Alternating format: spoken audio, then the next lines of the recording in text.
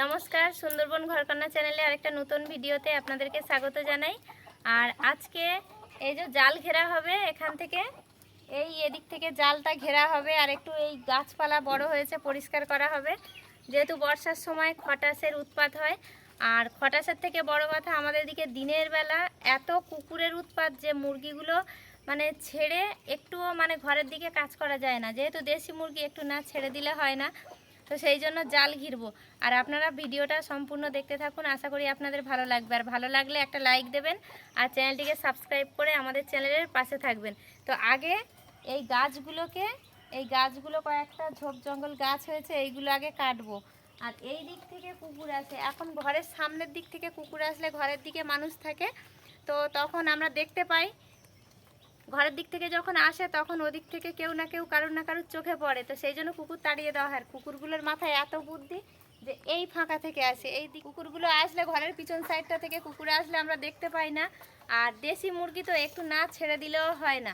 এই যে পোলট্রি নয় যে ঘরে খাবার দিলে বা ওষুধ দিলে তাড়াতাড়ি বেড়ে যাবে, এগুলো দেশি মুরগি প্রাকৃতিকভাবেই মানে চাষ করা হয়।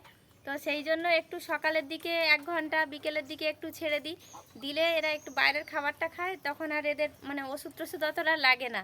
তো সেই জন্য এই মানে এখান থেকে এটা ঘেরা হবে। তো আপনারা সম্পূর্ণ ভিডিওটা দেখতে থাকুন।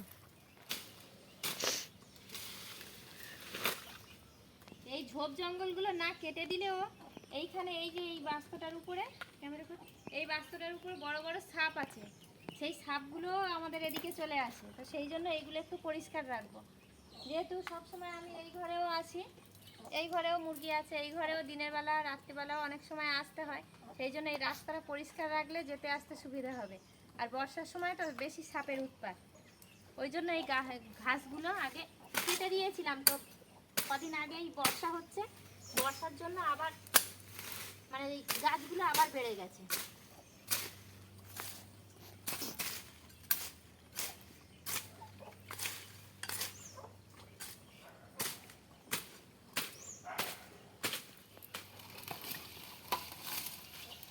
যেমন করেছিস তাই দেখুন, আগেকার দিনের হচ্ছে মেটে কত বড় দেখুন।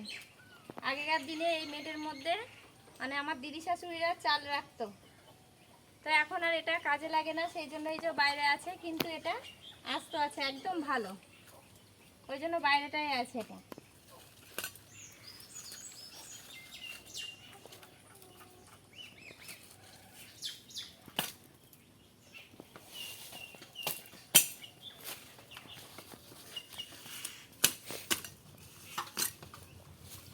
দেখা যায় কত মশা মশা পোকা, এগুলোর উৎপাত কম হয়। এই আম গাছটা থাক, বল মামা। কোনটা? এই আম গাছটা। এই আম গাছটা থাক।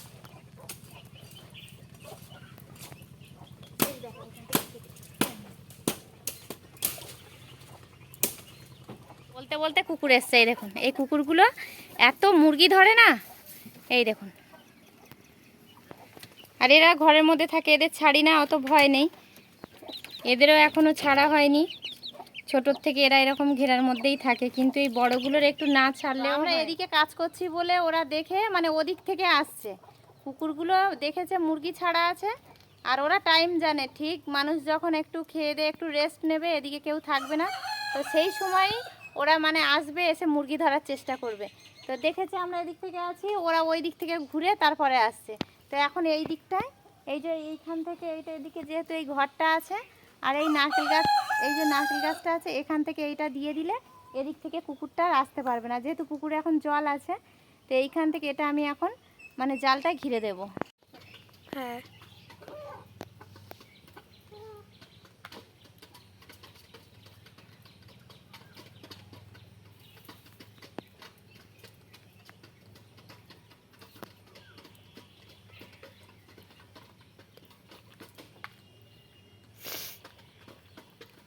অনেক ভালোই হচ্ছে মানে মনে যায়। হ্যাঁ, এইখান থেকে এই যে হ্যাঁ। দিলেই হয়ে যাবে।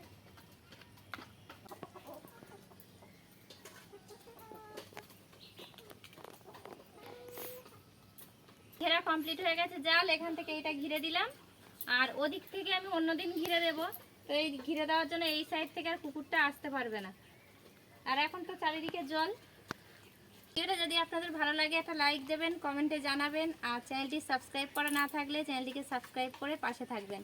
আজকের মতো টাটা।